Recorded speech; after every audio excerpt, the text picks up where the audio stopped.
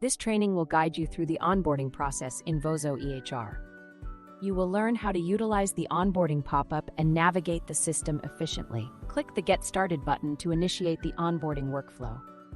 Please fill in your clinical data in the first pop-up window. Enter your license number in the designated field to proceed. Please fill in your license expiry date. Click here to open the State Selection drop-down menu. Now you need to fill in your NPI number. Finally, fill in the taxonomy code. It is an optional field.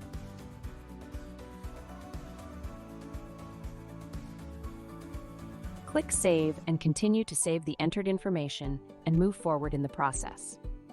In the next pop-up, we've made your payment process easy.